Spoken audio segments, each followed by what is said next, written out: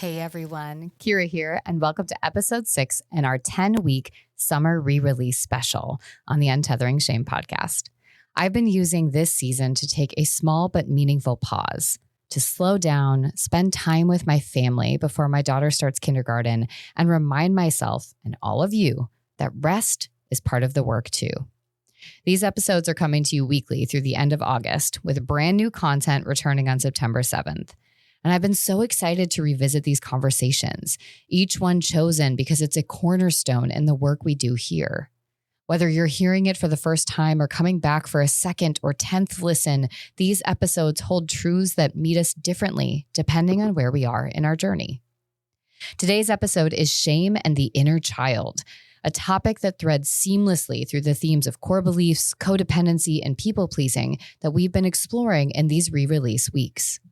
Because when we talk about the shame we carry, so much of it originates in childhood. When our brains were still forming, when we didn't have the words or tools to understand what was happening to us, and when fantasy or performance often became our first form of safety. In this conversation, I sit down with Cassandra Johnson, a creative visionary and founder of Flora Designs, whose work is rooted in healing inherited trauma. Cassandra shares her personal story, growing up in abuse, finding escape through fantasy, and later reclaiming her connection to the inner child that carried her through.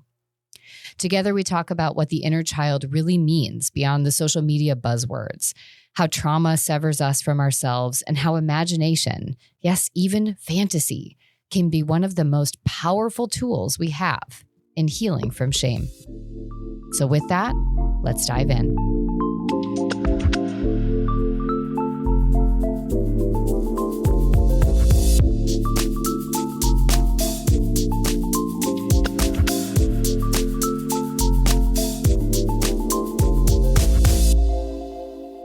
Cassandra, welcome to the podcast. I'm so glad that you're here. Thank you so much for having me. Yeah, absolutely. I've been super pumped about our conversation ever since we met, and probably, and we'll get to this for sure, our like slight geek out, but also bonding over Harry Potter in like very real ways and sort of connected to trauma and all of our levels. And so I think there's the part of me that just like also wants to just sit here and talk about Harry Potter for, 45 minutes. But knowing where we're going, I'm just so excited. And so before we dive in, I love to start every episode just doing a one-word check-in. So I'm curious if you could describe how you're feeling right now using one word, what would it be? Excited. Say more. Well, I was out of town for 3 weeks. I was in Mexico for some personal things, and I realized all these different ways that I need to change the way that I structured my business and the way that I spread the message of what I'm really doing. And I'm just really excited for what's going to come. I'm bringing up some really, really cool things that I think are going to help a lot of people. Oh, that's awesome. I think it's really cool too so I've had my own business for 10 or 11 years now. And it started off as like art/speaking. Like I had to have an LLC because I was selling enough art that like I had to like claim it, like taxes. And then I was like, I think I want to do this speaking thing. And I was also getting my master's. And then like my speaking kind of started to take over more. And then I was like, gosh, I really like this. I want to go more in this route. And then realizing my business was called Kind of Creative. And so again, great art name, loved it. Mm-hmm. And with K's and playing off my name, not great for the mental health side of what I was doing, but I kept it for a really long time. Eventually, the January of 2020, before COVID started Adversity Rising. Like basically it was like, oh, these need 2 umbrellas. But I was still going through all these iterations of like, how do I help? What does helping look like? What's the truest form of help from my lens? Like what I can offer at the level that I know I'm capable of and in my wheelhouse. And the tricky part, I think when you're starting a business is you have the pressure to do it all and to achieve and succeed at a very rapid rate. And I think social media and sort of the influencer idea really dramatizes that for us. But what happens is, and I did this both as an artist and from the wellness side, is I started I started painting what would sell instead of what brought me joy. And I started designing the courses that other people were telling me they wanted. They weren't even fucking signing up for them. It was just like, no, you need to do this. And what about this? And have these events. And that's too expensive. Can you do this cheaper thing so I can do it? And I would do all these things. And I was just basically, I had like 15 open buckets of things I was doing, none of which were really bringing me joy or speaking to my truth. And then making that decision of my art is mine. It's no longer for sale. I need to take that off. I need to be bold enough to be like, I don't want to paint for the money. Not that I was going to become rich on it anyways, but just realizing it wasn't allowing me to be who I wanted to be. But then in my other side of business, realizing you have to dare to create the business that you're excited to lead that helps heal you and whoever that target person, that sort of fictional character in our head that we are trying to show up and support is, and not getting sideswept by what everyone else is doing. So it sounds like you're going through that right now of realizing how you want to help, what you want to do. Creating a business that's in alignment with that is about making these shifts, and then it's allowing that excitement to come to the forefront.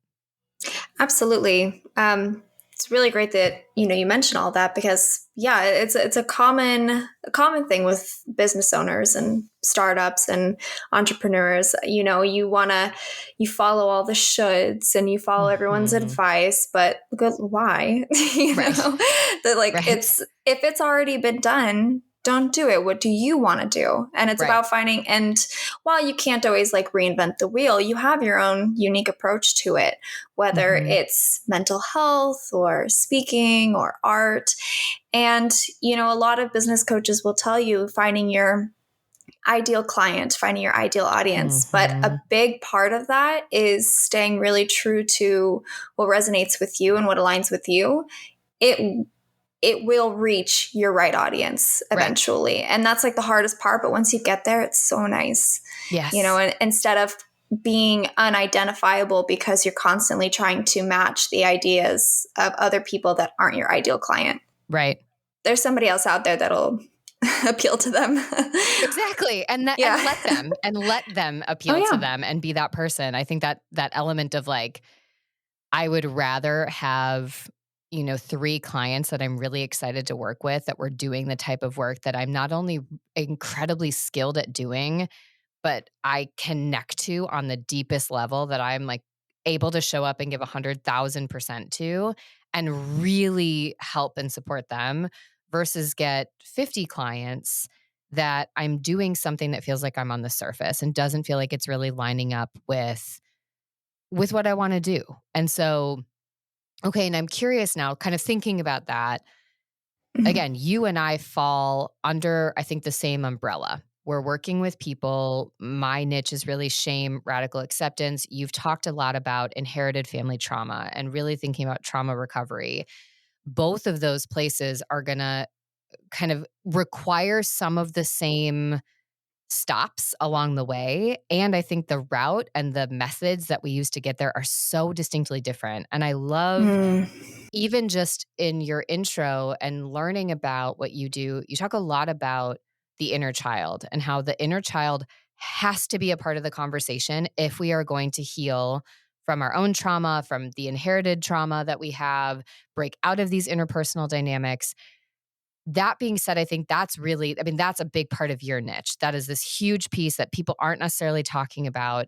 And I think a lot of people that hear it either dismiss it because it feels like you're going to be like Freud talking to them about some weird early childhood obsession with mom thing, or they don't know, or they're scared, or they've really built their survival out of only moving forward. They just have to outrun their trauma fast enough. And so I'm curious, can you tell us what is the inner child and why is that the stake that you're really founding a lot of your work on that we need to be talking about?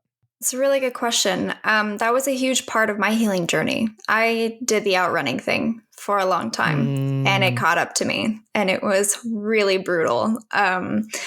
It literally caused me to have such a physically violent and emotionally violent attack that it actually kind of reset my brain, which was a really interesting experience. And I've never heard of that happening before, but I'm really fortunate for it. But it gave me the opportunity to sort of reapproach things. And a practice that I kept hearing from different healing and different meditation practices and stuff like that was to go and address your inner child. And I thought a lot about the lackings I felt in my life. And so like where I felt a lot of loss was around the fact that I didn't have parents. Mm-hmm. And I had a lot of resentment to my parents for not being my parents, for not being there for me. You know, I'd see people around and I was like, you know, they can go to their parents for help and I can't do that. I don't trust my parents. My parents don't care for me. They don't love us. They're abusive. They're just bad people, you know? And, I think a big part of letting go of that was accepting the fact that parents are human. They're not perfect, and we tend to want to make them perfect because as we grow up, they're the one thing we're learning from. But becoming your own adult, you realize that, you know, they're just people and they're just doing their best, and it's not always right, just like we all make mistakes, and just kind of understanding their shortcomings in that. And then recognizing that I am also that. I am also that adult. So why am I relying on this person that I don't trust to be my parent when I'm a grown woman and I can be my own? And so taking that control was really, really important for me. And so I started going back in my mind to those memories of getting hurt as a child.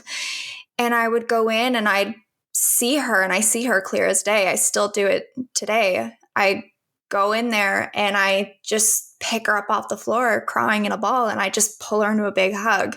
And I allow my inner child to feel the safety from myself, which has been it's a lot of visualization, but it's really powerful to open up to yourself and then just acknowledging your inner child. You know, we spend so much time as children being completely helpless. We're completely vulnerable to people around us and the things around us. We have zero control. And then you become an adult and all of a sudden you're thrown into the real world and you're on your own and you're forced to be an adult. There's never a time where you're actually encouraged to acknowledge the control you have over your own life now. You spend all your time working 9 to 5s and going to college and bad boyfriends and bad girlfriends and bills and children and responsibility. Next thing you know, you have your own kids. You don't know what the hell you're doing because you didn't even take care of yourself. Your inner child is still inside, hurt, unattended to, unacknowledged. And it comes up. And it comes up in the way that you parent. It comes up in the way that you have relationships. It comes up in your own mental health. And a lot of people they forget that they're there, but they are. I think a lot of people feel a lot of imposter syndrome with that too, right? Because as kids, especially like a generational thing, I'm in my early 30s. Growing up, we were very much of the generation where our parents told you, you don't cry, you don't do any of this stuff. You know, one of my dad's famous lines was, if you want to cry, I'll give you something to cry about. And I was like, well, you gave me the first thing to cry about. But he was letting me know he could hurt me more. And so it really taught me this idea that like, just stop complaining. It's not that big of a deal, you know? And then like people would see the bruises and they'd be like, well, you're overreacting. And then some people wouldn't. But there's a lot of, you know, people who think that way. It's an older generation where they like push it down, and you wouldn't see that now. If I was a child now dealing with this stuff, it would have gotten a lot more attention, but it was just the time that it was. It's interesting just thinking about what you're describing too, which is, so one, it sounds like everyone has an inner child. Your relationship with that inner child is the thing that we can work on. But there isn't this just like, well, I don't have that, because you are still in a relationship with all the other versions of you at different points in your life. And if we turn inward, it sounds like a big thing that you're saying is, for some of us that have maybe big T trauma that we've named, that we've talked about, we might be able to more easily pinpoint certain moments where maybe that inner child is feeling lost, unseen, broken, like they're the problem. And really, all of us have that. There is this sort of universal feeling. It's just maybe the acuity, the depth, the frequency that you felt it. But all of us have some version of our past self that has felt unseen, unsafe, unsupported. And so that work, it sounds like, is really about being comfortable enough to go back to that part of yourself to acknowledge, it sounds like, both what you're feeling, but then also to help it not feel that way. Is that right? I mean, I think it's a lot about giving yourself the permission to feel that way. Mm. You know, we grow up being told you're not supposed to feel these things and it's not that big of a deal, but it is. And like, you didn't have to be beat up by your father like I Right. was for you to benefit from this. That, Right. like, I feel like a lot of people who've experienced any kind of trauma, whether it was bullying or from kids at school, or maybe you Yeah. had an eating disorder, maybe you're just depressed, maybe your parents were divorced and they didn't listen to you. I mean, there's so many different levels. And a lot of people, that's why I don't get into the nitty gritty of my story, because people start to think, well, I wasn't beaten up by my parents, so Right. They I don't compare have a their right. story. Yeah, It's exactly. not it's not comparable. Pain is pain, and Yeah. childhood is childhood. And like, you're still in this very vulnerable developing state as a child, and whatever you're absorbing, it affects all the rest of it. So it's really important, no matter what you experience, even if you had the best childhood ever, not every day was perfect. It's important to go back and address that child inside of you, because that part of you doesn't die. It lives on with you. That's so interesting, because I think that part of me, I mean, this is, if I put my therapist hat on, I can be like, yes, we need to validate, we need to grieve, we need to, all those things. But then I also go to, if I take that hat off and I go to, well, what is my natural instinct? I want to fix it and make it go away. So when you think about even the inner child, it's like, I know I can't change what happened, but my brain goes to, okay, name it. Yeah, validate it, but then make that go away, make that pain go away. And it sounds like what you're saying is, no, actually, that's not really the goal. The goal is for you, now that you're in this parent position, what this means, Mm-hmm. again, when we're saying inner child, is you now go in as the adult and provide that validation, that seeing, that comfort, that whether it was your parents, other caregivers, a teacher, whoever it was, didn't and wasn't able to afford you at that time. And so we're Right. essentially kind of reparenting ourselves in those moments by not making it go away, but just allowing it to exist, so that instead of, I think about almost like Inside Out, all the balls, like the memories and how they get integrated. I think about trauma as sort of this ball that never got integrated. It's just like smashing you in the side of the face always. Like, I'm still here. I'm still here. I'm still Mm-hmm. here. And for some of us, it's obvious, some of it's not. But the idea, it sounds like, is by actually being willing to go back and face it, and to be incredibly uncomfortable in the vulnerability of that, because now you're doing something that you've conditioned yourself not to do for protection, for whatever. Mm-hmm. Survival. Yeah, it allows that part of you to not feel so consuming. Mm-hmm. Yeah, it definitely creates a lot of trust within yourself, which is really Mm. powerful in your healing. I'm not a very like woo-woo person. Yeah. I've tried meditating and I've tried all the different things, and I can't quite get there. I'm a very literal and Hmm. practical person. And I'm not going to BS you. You can't erase what happened. Right. That's stupid. It doesn't exist. I don't agree when people say that, because it gives false hope. Because I also think whenever people say like, "Oh, you can erase these things," like, no, now you're setting this person up to feel like a failure for not Hmm. being able to do this, because you can't erase things from time and from history. Right. You can heal past them, but you can't erase them. So I think it's important for people to more so take the opportunity to add, instead of trying to erase or run away from something. Instead of running away from it and suppressing it or trying to erase it and constantly failing, how about you just add to it? Mm. Which is where I came up with the idea of the fantasy designs.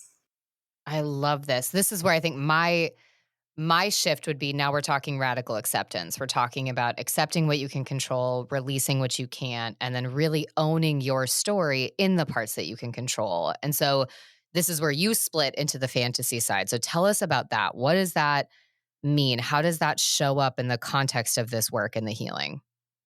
So I like to use myself as an example. Hmm. When I was a child, the best form of escapism that I had were books and movies, especially Harry Potter, which so many kids have related to that. You know, who doesn't dream of getting away from their crummy household and going off to a magical place and having magical powers? And for me, as a little girl, the only thing I could imagine that's stronger than a full grown ex military man, the physical strength of a man beating up children, is magic. And so that was definitely my escapism. And as an adult, I actually have my own Harry Potter themed room in my house. And it's not gimmicky. It's not full of collectibles that are thousands of dollars. I don't resonate with that. It just feels like I'm in a shop at that point.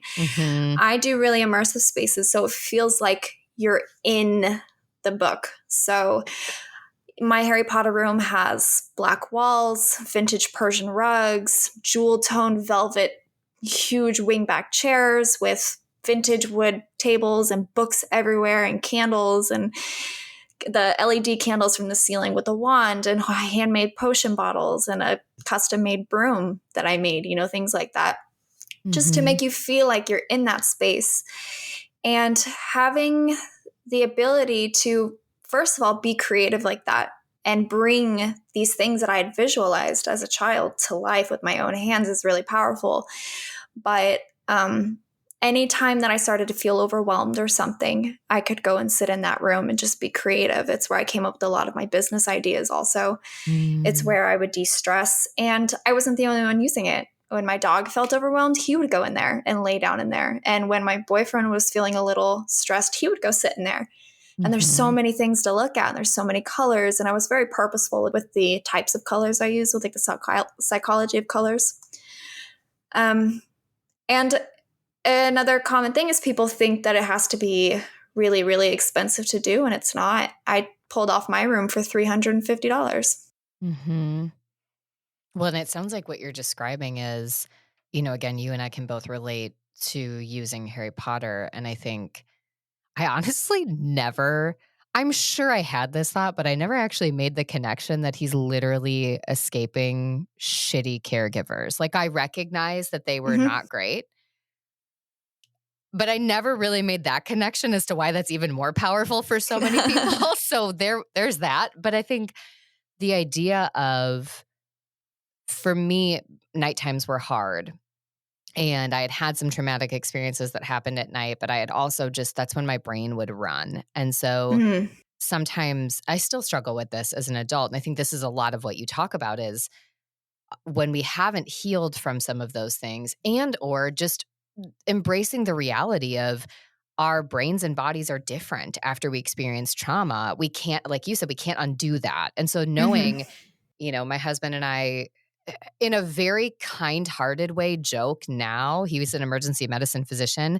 He can't come home in the middle of the night without me jumping out of bed. Like, I startle as if the house is being broken into every time, even though I know he's working and he's the one coming home and I can go back to bed. But my startle reflex is very intense. And so all these little things. And so at night, sleep was always really hard for me, because my brain, I think, just was overstimulated by painful things. And I was raised by my grandma. And so very much that generation of like, yeah, we don't really talk about it much, or we don't really have the language. And she really did try. And this is if we, go another step deeper and we talk about inherited family trauma. She was also a product of someone else telling her to stuff her emotions, who was a product of someone else. And so this has been this generationally passed down idea of just figure out how to move forward. And so Harry Potter was very much, I could go there and I could become a part of that world. Like, I was always an accessory character. I never wanted to be somebody in there, but it was the same, like you said, with movies, with anything else. You could just be an extra in it even. And that just felt good. It felt nice to be a part of something different, and you got to write that story. And I think the key part is it did give you a sense of control as you were doing that. Even though the story was written for you, you could kind of write yourself into it. And so it sounds like for you, you couldn't stop those things from happening. And when you were little, you didn't have the support or tools or skills to do anything other than just try to survive in those moments, Mhm. which is what I think so many people have to do, adults and children, and then they shame themselves for it. I should have done that. I should have done this. I should have said this. I should have told someone. The reality is Yeah. that your body goes into fight, flight, or freeze when you go through any sort of trauma, and it is just trying to survive in the moment. And for you, the fantasy was a way that you could move through the day because you couldn't Mhm. predict anything else except for that there was a predictability that you could go and you could be in this world that you felt safe and you felt powerful or whatever it was. Is the reason now because it sounds like it still works for you. Like, do you think it's a matter of for all of us, it's creating the opportunity to immerse ourselves in different places? Or do you think that the reason it works for you is because it worked for you then? Does that make sense? Kind of what I'm asking? Yeah. It's an interesting question. You can only try, right? Right. And I know that not everybody resonates to books or fantasy, and that's why I like to keep it very open. It can be a matter of colors and textures that bring you Mm. a sense of safety. It could be a song, a type of music that you really resonated with and escaped into when you were younger, art, things like that. And you can bring in those elements into your space. So it doesn't just have to be Harry Potter, Right, right? right. And while it's a common one, Harry Potter's a common one, Mhm. I also, I had other ones. I loved Matilda. I Mhm. loved Lord of the Rings. Those were huge ones for me. I also really loved Winnie the Pooh. And like when I still watch Winnie the Pooh, if I watch it this day, I'll start crying. Mhm. My boyfriend took me for our anniversary to the Disney Cirque du Soleil show, and I cried multiple times just Mhm. seeing the princesses and seeing the storyline. And, so some of that stuff really touches deep. So, like, there's little things from your childhood that really hit home for everybody, and it doesn't have to be Harry Potter. It doesn't have to be fantasy. Mine was. And I think it's important that people understand that this is just a tool in your toolbox. This is just an environment. This is one step of taking that control over your life, right? This is a really good way to exercise that ability of controlling your surroundings, having the ability to paint Mm. your wall, having the ability to choose your furniture. It's like it's a very physical thing, but it's an exercise. It's a practice of it. And we can tell ourselves over and over again that we have control, but until we actually exercise it, it doesn't really sink in. So it's a form of exercising that ability. Well, I like too, because, basically to string it together, we started with this idea of the inner child is any part of you from your childhood or your developing years, we'll say, Mhm. that I mean, it's all of you, but then there are parts of the inner child. There's these spots you need to go back to and just honor and validate and bring them into the story so they don't feel like they're being othered by you in the same way that they felt othered at that time too, by whoever it was, whatever was going on. So that's sort of part one is just even identifying that you have these experiences, going back and naming them. And then it sounds like Mhm. what you're doing is then you're also honoring the inner child for how it moved through those painful experiences. And so in your case, it was fantasy. You mentioned music. I think about, gosh, how many kids, how many teens is music something that saves their life in so many ways, and it Oh becomes yeah. this place that they can connect. And so, and there's other forms and places too. And so recognizing that part of then what you do after you're sort of naming and validating is then celebrating and honoring. And then it sounds like that third piece is going, and now that we're here in adulthood, one, we recognize that we have a sense of control that we didn't have then. And so we're Mhm. exercising that both by kind of showing up for our past selves, but also recognizing that we get to change the rest of the story. My guess is that what you're doing in that spot, and in addition to helping people think about their physical space and how they can design a space to support that, whether it's bringing that calm, allowing their own self expression to show up. Maybe they lived in a home where they never got to pick anything that they had, Mhm. or even just choosing what they want to wear now and being Mhm. able to say, gosh, you never got to do that. You get to choose this. Let's not be influenced by what everybody else says is on trend. And let's think about what makes you feel good when you put it on. And so there's this element. My guess is the other piece that goes along with that then is also some, again, maybe radical acceptance of controlling. You still are going to feel some of those things in different ways because this is still like, this is the you that got through it. So some of those patterns are now in you. So we also have to show up for the future self and the present self to realize this is still going to show up. And this space is one way we can help you be recentered, but there's also more work internally we need to do to bring that compassion, that awareness, and break those patterns over time. Absolutely. It's not easy to heal from things like that.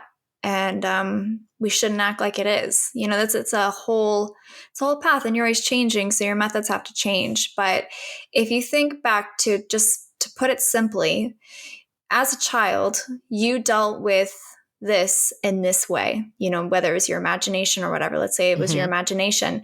As an adult, now you've brought that imagination out of your head into your house that you have and you have control over. So when something like that comes up again or something new, you don't have to escape into your head because you have it in your house.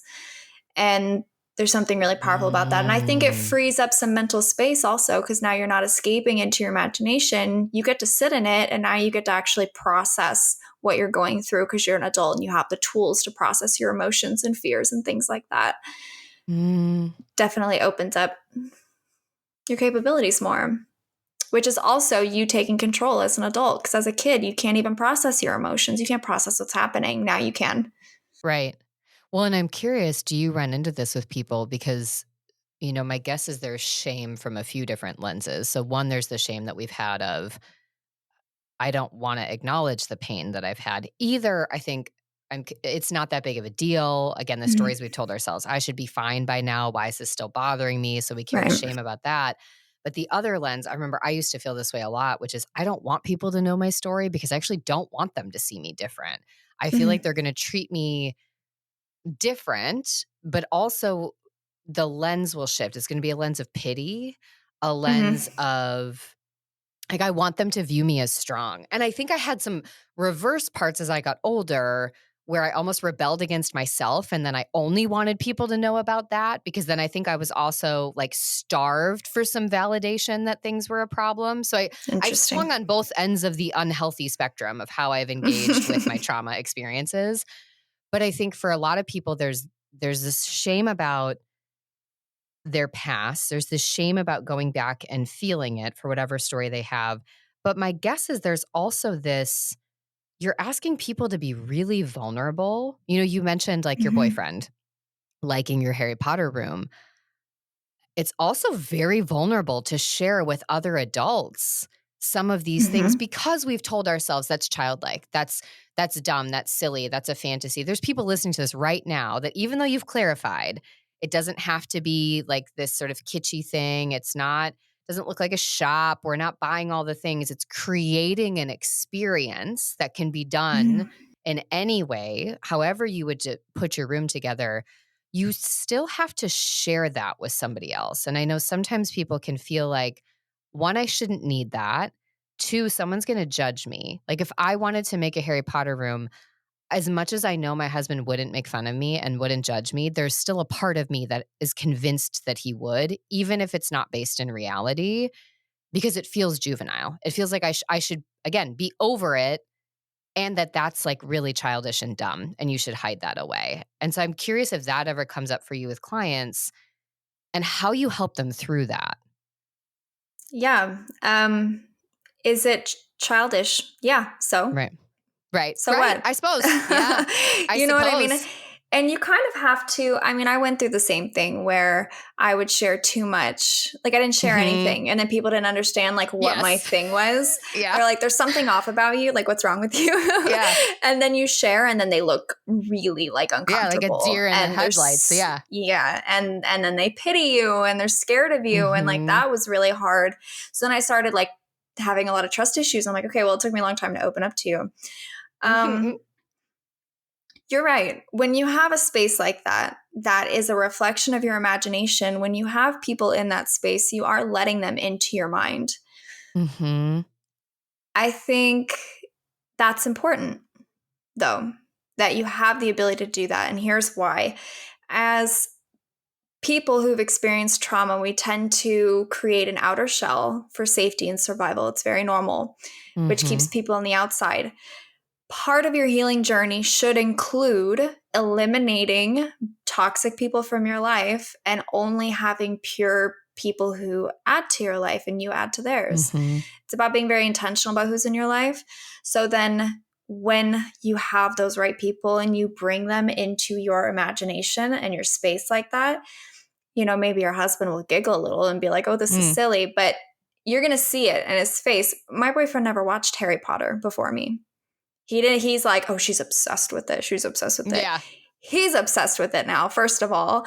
But when I told him, I was like, I'm going to do a Harry Potter room in the house. And it was dead center in the house. Like, you couldn't go through the house without walking through it. It was our dining room. I took our dining room, didn't make it a dining room, and I made it a Harry Potter room. So you had to walk through it. But he didn't participate in putting it together. But one day it was done and he walked in. So it was my project. And he walked in and he was looking around and you could just see all of the wonder because it is a magical space, and it started to really spark things for him. And he would just naturally go in there and he would just look around. And then I'd hear him on his video games talking to his friends being like, yeah, she built this really cool Harry Potter room. Like, you guys should see it. And then I'd have guests over, I'd have friends over, and people would go in their room and they're just, oh, wow. Like, can I play with the wand? And they're like looking at everything. And we had like personalized photos that we had done. I did like a photo shoot so we could do like graduation photos. So Michael's is Slytherin and mine is Gryffindor. And we have our cloaks up on the wall. And it's really fun because then people want to get involved because it is fun, because no one caters to their inner child. But you had the courage to do that. Everybody secretly wants to cater to that. So then they're really drawn to it. And they're like, this is really cool. You know, whenever people hear like, oh, a Harry Potter room, they picture something gimmicky, especially being in Orlando. We live next to Universal. Yeah. But then you come in there and it feels like you fell into the book and you're just like, whoa. You know, and people are just totally, and it's so simply done in a way that it flows with your house, but it's still, because it's still a room in a house. It's just a room in a house in one of the characters from Harry Potter, right? I always like picture like Sirius Black and like a little bit of Snapeness to it. Yeah. But like the warmth and like because there's still a lot there, but the darkness and the moodiness, and you know, I did like faux stained glass windows that matched the windows in Moaning Myrtle's bathroom, you know, with the mermaids on it and stuff. And it changed the color, the lighting in the room. It was always a little bit moodier. So it felt like you were kind of in London. And when it rained, it was perfect. And it's really cool, the little things you can do to kind of transport yourself. And people want to experience that with you. And then they start getting curious and then everyone wants to hang out in there. And no, don't be afraid to be the imaginative person of the group, because everyone needs it. And you'll find that you're helping a lot more people by providing that. I love that. I think two things basically is one, what a gift you can give yourself to learn how to intentionally take down that shell, to honor that you had it and that you needed it during that period of time. There was nothing wrong with having it. It's internal family systems. It's this idea of integrating this part and realizing we don't need that part to be driving anymore. And so how do you do the work to start to safely take that down? Recognize when you might still need that part to take over. You know, you weren't going to call mom and dad as you got older and be like, come to my Harry Potter room and let me talk to you about why I need this. Like, that is never going to happen. You're not going to have other people in your life, like you had mentioned, having relationships outside of that as you got older that probably weren't as healthy. Those are not the people that we let in. So part of this is realizing, it's almost like, again, kind of coming back to what you said, it's that validating, that holding, that bringing that part with you, doing some of that inner healing work, starting to really do the interpersonal processing and recognizing, gosh, the me that's had to exist in this state of survival. I was very much the people pleaser, the take care of everyone person. And that was my response to my trauma, was realizing that I already felt like I was taking up too much space. And I was made to feel that way by some of the responses from family, from other people. Again, similar idea of like, I remember one very specific day that I was told to put a smile on my face and that sort of fake it till you make it, because my family had a party that night. And so they didn't have this space to process the fact that my mom was going back to jail. Like, I'm in this big mood and dealing with all these things. And it was, I've got shit to do tonight and you're going to get in the way. So I kind of need you to just like smile and pretend like everything is fine. And that was a skill that they had done for many years because they learned it. And they're like, well, no, this is working, even though we know it's not. It's not working for them. Even now in their 60s and their 70s, it's still not working for you. And it's okay if you never change it. But now it's recognizing, okay, you people pleased and you took on relationships where people treated you like garbage because it's what you believed you deserved, because old you was never told anything different. Okay, that makes sense. Now let's start to think about what the healing looks like from that. How do we, again, both the inner child and the self now? And then it sounds like what you said is really think about the relationships in our lives and how they're either supporting those shame stories or how they support you taking that control and ownership of your life and being able to show up fully. And as you do that, the shell starts to come off more easily. But it does sound like there's still going to be a willingness, at least, that's required to step into the discomfort, because there's no way to guarantee that someone isn't going to make fun of you or hurt you again or do whatever it is. So it sounds like whether it's sharing your Harry Potter room or telling somebody your story, there is still that degree of vulnerability that's required. But what you've seen is when people do that, it actually brings people together because they're all sort of able to go back to their childlike self, this part of them, that curiosity, that creativity, I think about having had my daughter, it allows you to go back to that. Like, we have a room in our house called the enrichment room, and it's just a room invited for people to play. Like, there's Legos and a piano and different musical instruments and Play-Doh. And I've always got tables out of different sensory things. And yeah, the kids that come over love it, but the adults do too. And they walk in there and they're suddenly building with Legos and they're doing something else. And so it's this idea of that room is only for curiosity, whether it is building, it's making music, it's reading. That is what that room is for. And as it evolves, as she gets older, we keep it that way. And so really, it sounds like I'm doing something similar to what you're describing. I just didn't know I was doing it. And the idea of that being, that wasn't safe for me before. What was safe for me was just crossing things off the list and pretending I'm fine and achieving. And so now sort of shifting that. I'm thinking about this for people listening. They're like, okay, you've convinced me. I need to go back to, me at 12, me at 15, me at 6, me at whatever that is. I'm aware that I need to do that. I'm also aware of the ways that I could heal and kind of move forward and start to shift and just rethink the way that my physical space can be that way of coming out of my head and starting to create spaces for warmth, for comfort, for security, whatever that is. If you were to give people just, okay, here is my next 1% step. Here's the first thing I would suggest you do when we get off this podcast and we're done with this and your brain is swirling and you want to do it all, just start here. What would be the next thing that you would tell them to do? Like if they wanted to create their own space? Honestly, if they just wanted to start any of this work, like if they were like, any of this. Like, okay, I'm not ready to eat. I don't even know how to do the space yet because I'm just now getting on the point of saying an inner child is a real thing. Like, not me, but like, let's pretend that that's what they're saying. And you're like, okay, so now what? What do I do? Can they start with their space? Do they have to do something else? Yeah, you do have to start somewhere else. It's interesting that you brought that up because that's one of the new things I'm going to be offering is actually one-on-ones to dive into that. And you can get as vulnerable with me as you like, but it's about really traveling to your inner child. Go back in your memories, in the best and your worst memories, and live through them. And you can do that by sitting on your bed in the quiet and just think. You can have your eyes closed, you can have your eyes open. Sometimes I do better with my eyes open because if my eyes closed then my mind runs too much. So, just kind of sit somewhere calmly and just allow yourself to experience those and don't run from them. Don't hide away. Like, I think acknowledging the fact that like, they're not going to hurt you. They already happened. They're playbacks. Like no one's going to come and grab you and shake you right now, And so give yourself a safe space to do that and go see her, him. And if you cry, you cry. That's okay. Like it'd be a little strange if you didn't, to be honest, man or woman. Get comfortable allowing yourself to feel that and just go find that child self and give them a hug. How does it feel? Can you feel the hug? And like, you're going to feel resistance to it. I did, and you feel like you'll kind of feel like the memory faded and out and you'll kind of like reject it. And it's like, no, like give her a hug and like hug your little girl self or your little boy self.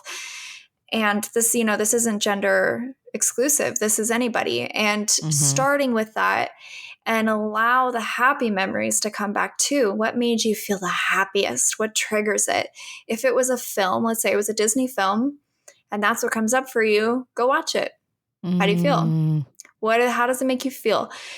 And if you wanted to do your space, I think it's a great place to start because your home is the one place in the world where people can't hurt you, theoretically, right? It's the one place you have control over what's happening. You go outside, you never know. You get hit by a car, you can run into an asshole, you can, you can have something fall on you. Like there's all kinds of crazy stuff that can happen. A bird can, crap on you. You have no control what happens outside your house, but when you're in your house, you have full control. And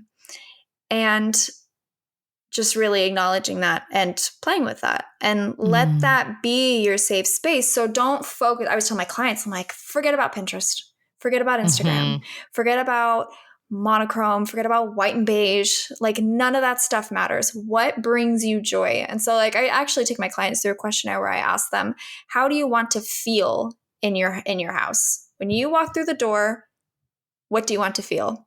What do you currently feel? And what do you want to feel? Where do you spend the most time and why?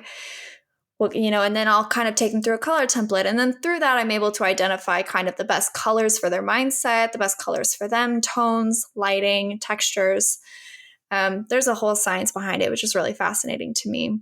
But I have guides for that I just kind of give away to help people identify it themselves. That's where I would start. I love that. And if you wanted help diving into that, you can always contact me. Which I think was going to be my next question is, so some people are going to say, great, thank you for not closing the doors and being like, well, you need the key to get in for me to give you the next piece. Because not everybody can take that next step, or maybe they're not ready yet to call another person in because maybe they are kind of in that, gosh, my walls are up and I'm hearing you, but my trust isn't there yet.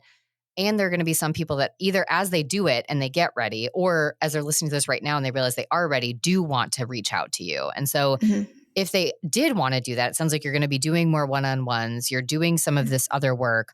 What's the best place for them to reach out to and connect with you? I mean, they can look at some of my Harry Potter stuff on Instagram and message me, but just shoot me an email. Awesome. You can say like, hey, I heard you on here. I'm curious about this. I'd like to learn more. I do free consultations in the beginning anyways, where I can talk to you about it and even identify if this is the right step for you, which I think anybody can benefit from, which is why I offer it. But I'm never going to sit here and be like, oh, you need this. Like, no, everyone's different. And I can help guide you in how to make it the most efficient for you. It's a first step. It's a tool. So like, I also want people to understand, like, don't come into this and be like, oh, she's going to fix all my problems. No, I'm not.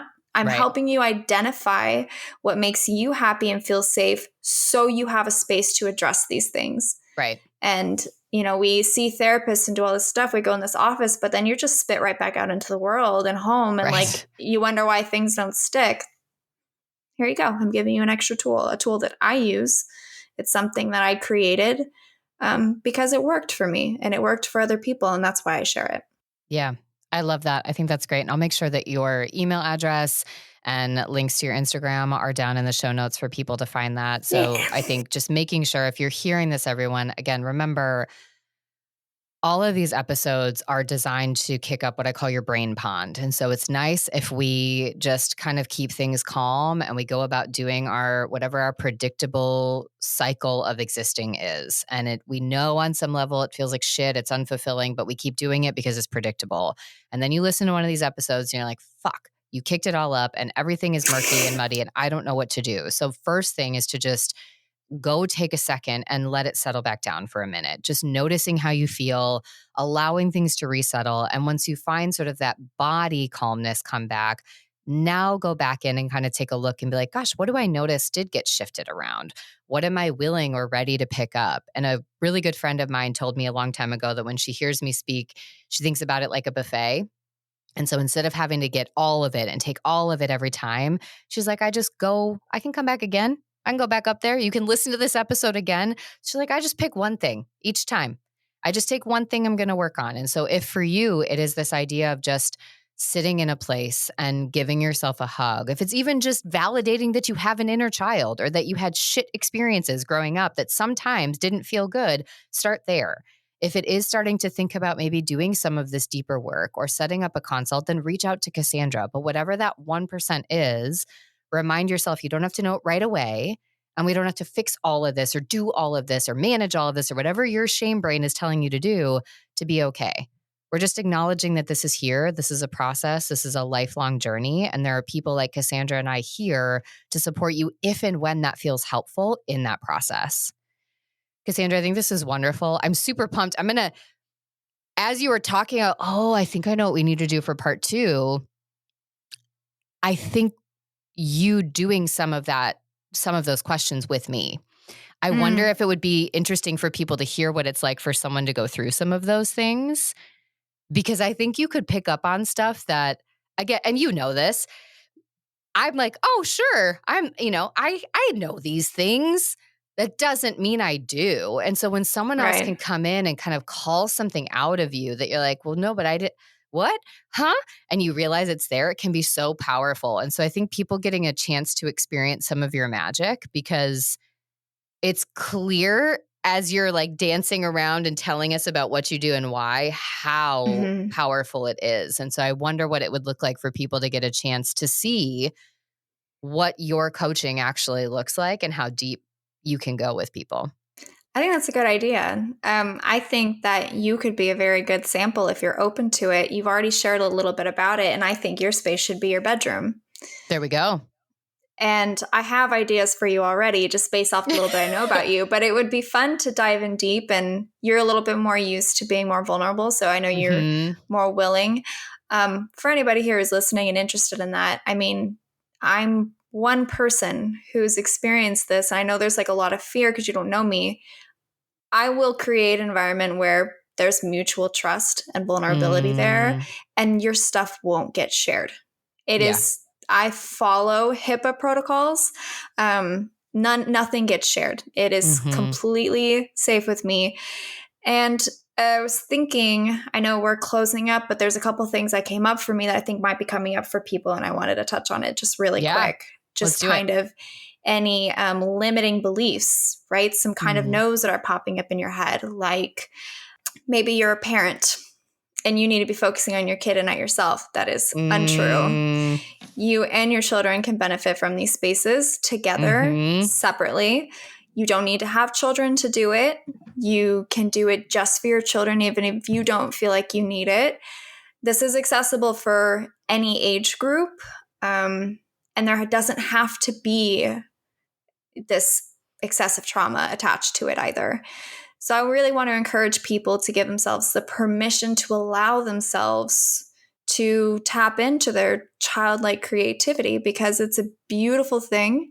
And if you really think about it, when you're a child, it's when your brain is its most pure and imaginative. And the only reason you aren't like that today is because of other people's self-limiting beliefs in society telling you not to do these things and to shy away from them. Everything that you have now is super restricted. So why not go back to that super open, creative mind? And I think more people should allow themselves to do that. The other thing is earlier we were talking about how finding the right people to trust to bring in that space. Another thing that I wanted to touch on is to remember you have control over that, right? That's what we're talking about. That means you get to control how much people know about that space. I don't introduce my space to everybody as I was beaten as a child, and so I imagined I was in Harry Potter, so now I brought this to life. No, like even my partner and I have been together for 2 years, he's still learning things about me. And it's not a lack of trust with him, but it's just my natural flow of things, and things slowly come up because I don't want to overwhelm him, and I don't always want to talk about it, and just sometimes when it comes up. But I let people just come in and just see it. And they know me, at this point, like if they're coming into your space, they know who you are. Right. They know, naturally your little childhood quirks come up. I'm very giggly and imaginative and creative, and people know this about me. So it's not that shocking for me to have a space like that in my house. People are like, no, this checks out. Have, before that, I would have themed movie nights where I would make like Harry Potter themed snacks. And it's because I wanted to be in that world so much. And now that I created the room, I feel less of a need to do that. But when I do, it's really fun because then you're really in the space. But just I remember that you don't have to share everything about it. That can just be yours because it is your space. And people seeing it, let it be to them what it is to them naturally. I love that. It doesn't have to be you.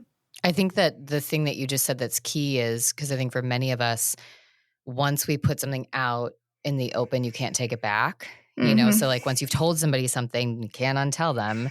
No. And I think for many people, the fear is when I put this out there, I don't have control over it anymore. The story is no longer mine. And so I think really recognizing we're not writing a tell-all book and then sending it to everybody in your life. You can do that if that is what is in alignment with your healing process. What we're talking about is creating spaces that, people will get a chance to connect with you in them more, but that doesn't mean we're giving away your whole story or that we're telling every detail, and realizing that, especially as you do some of the work, it'll feel maybe less and less important that all those details are shared and talked about. I know, at least for me, again, when I would swing on the pendulum, it was like I needed everybody to know everything and or nothing. Now it's like things do come out, and they come out naturally when they're meant to. And as I've done the work, it's less important that everybody knows all of those details, as I have figured out how to integrate that inner child and do some of that healing work. It's less important. So when I let people in, they're getting a chance to maybe know how I've developed, how I've evolved in my life without necessarily knowing every detail in the journey and how I got there. And so absolutely, I love this. I think there's so much for people here. Again, just as you're coming to this, taking that one piece with you, knowing that you can come back and listen to this episode as often as you want to, that Cassandra is here ready to connect with you when you're ready and interested to reach out to her. This has been amazing. Cassandra, thank you so much. I'm excited. I think it's going to be a really fun part 2 when we bring that on. And so I'm super, super pumped about that. I'm excited too. And for everybody else, I will see you back here next Sunday.